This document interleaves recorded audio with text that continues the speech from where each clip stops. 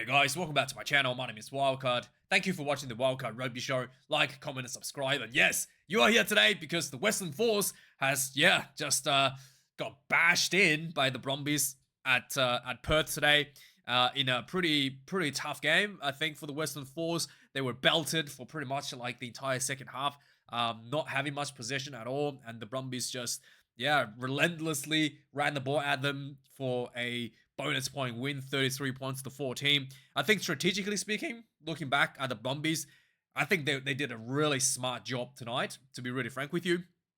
The coaching staff kind of realized, measured the players on the field, and kind of realized that everything that the Brumbies do is just slightly better than the Western Force. The back line is a little bit more polished. You know, they have a lot of Wallabies placed together in the international test levels. The four pack is a little bit more tighter.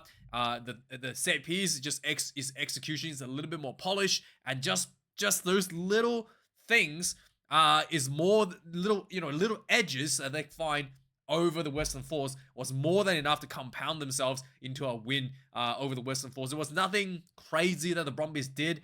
We haven't seen before. There was no, crazy out of the pocket set piece plays that nobody expected, sort of thing. And yeah, this was just basic fundamental rugby executed in a very high level, and Western Force just really wasn't quite measured up to that well drilled, organized machine that the Brumbies had out on the field tonight. Now there could be another reason for the Brumbies' conservative style tonight, also because there was an injury early in the game, 20 minutes in.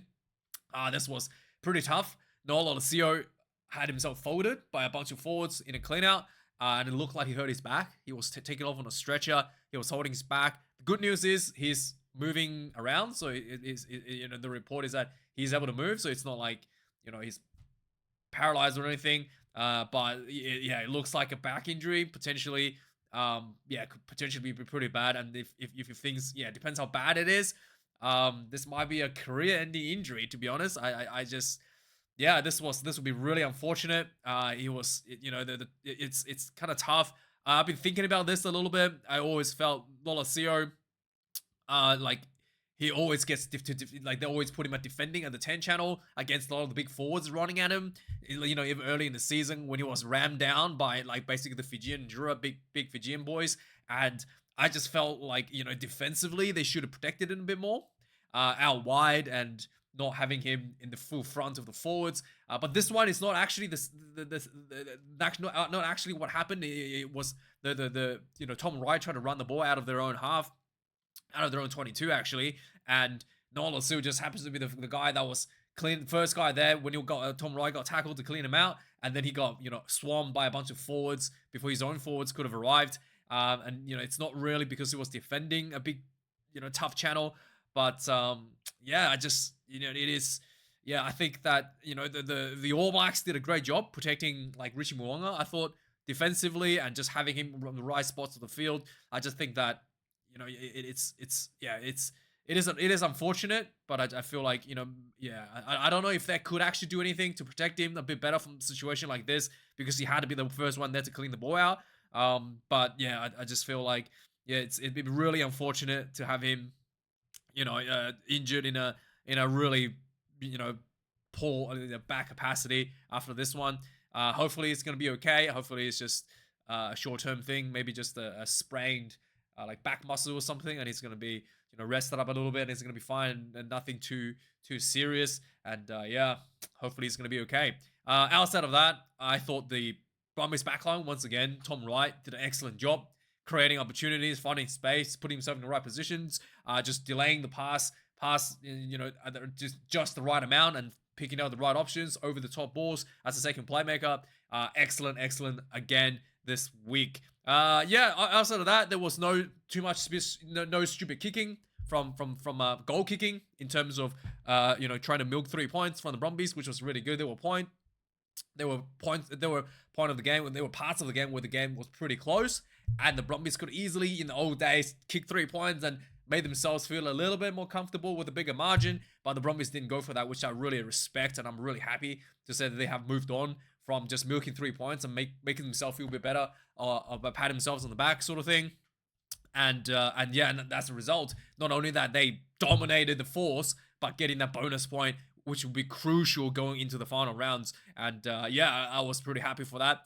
For the Western Force, I thought, yeah, this was tough. Like, you know, making so many tackles, not able to really exit cleanly. There were so many errors as well, like handling errors this game.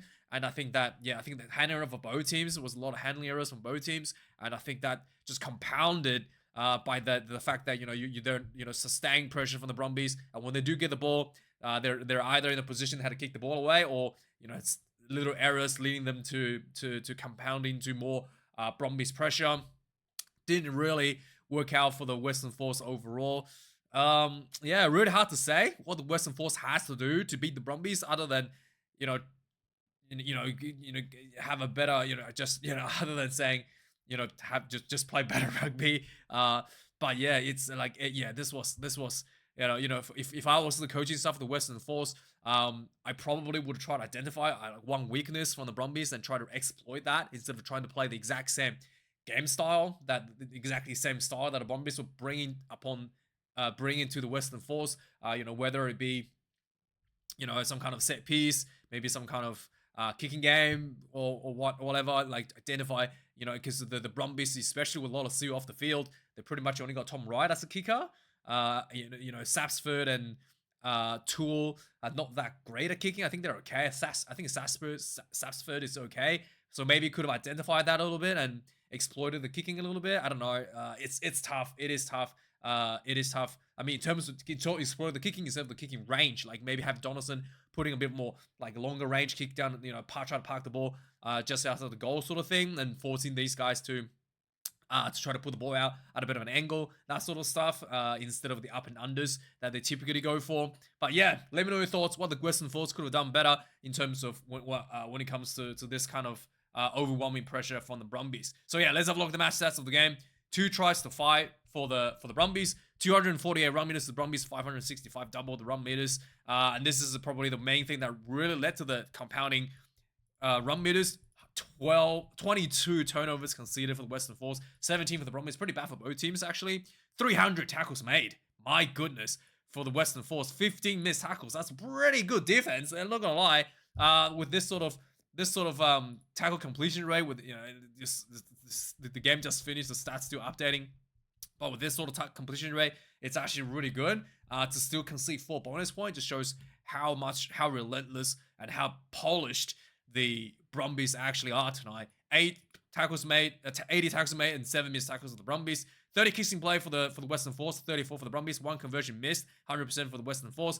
1,022 kick meters for the Brumbies, 986 for the Western Force. So yeah, a little bit short on the kick meters, and yeah, I'm not sure how they could have done that better, to be honest.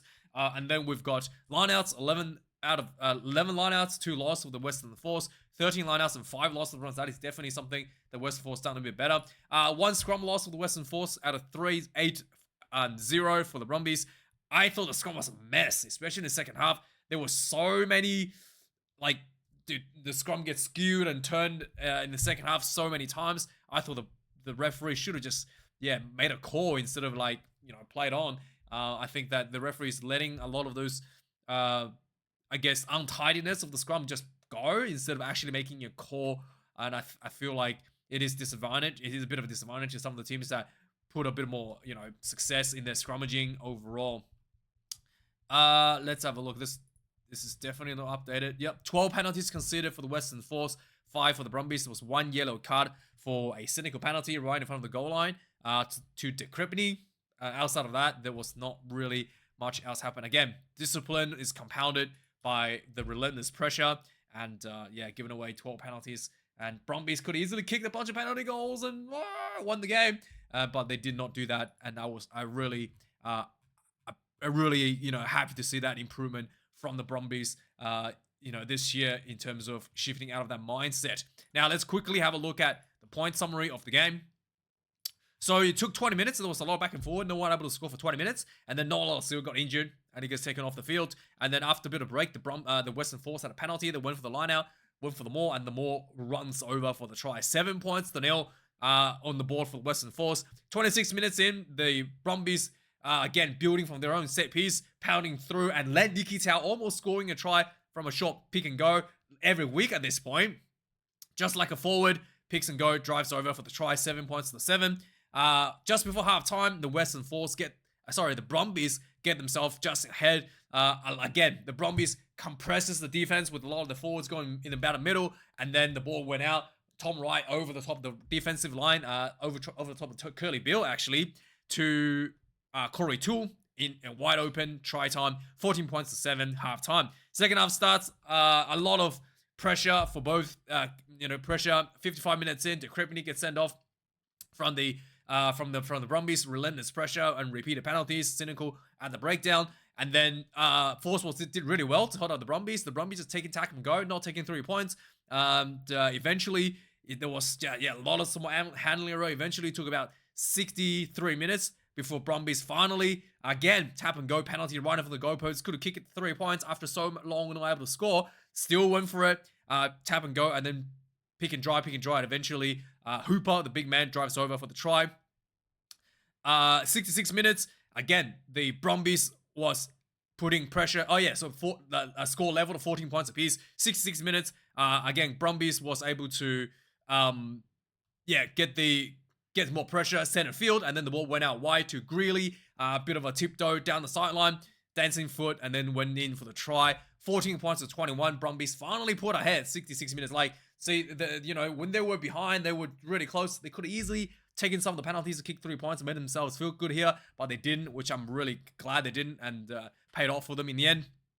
What is this?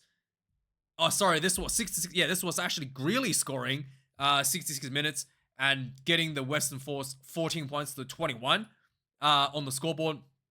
Anyway, moving on. I think there was a Brumbies try. Yeah, Hooper. Yeah, sorry, Hooper scored. That's the third shot of Brumbies. And Greeley scores after that, 14 points to 21 to the Western Force. And then after that, Sapsford gets a try at 70 minutes. There was a scrum. It looked like I thought the Force won the scrum, but the referee just said play it on. And then the Brumbies got the ball out after a lot of pressure. And eventually Sapsford breaks in for the try, 70 minutes out wide. Scoreboard, 14 points to 28. And then finally, just before full time, the Tom Wright once again was just, playing a second playmaker, was able to, draw defenders, create space around him. And then there was a penalty for the Brumbies. They went for the line out, they went for the maul, and Bowron goes over from the maul for the Brumbies try. He was short and he kind of bounced over the try line, maybe a double movement there, but looks okay to the referee. So final score, the Brumbies 33 points to 14 with a bonus point. And it's currently rocketed himself up second overall on the ladder. That's the game for this one. That's the review. Let me know your thoughts. Do you think that the Western Force had anything going for them? Hopefully, Lolosio is going to be okay. And anyway, thanks for watching, guys. Like, comment, subscribe, and see you guys later. Have a good one. Cheers.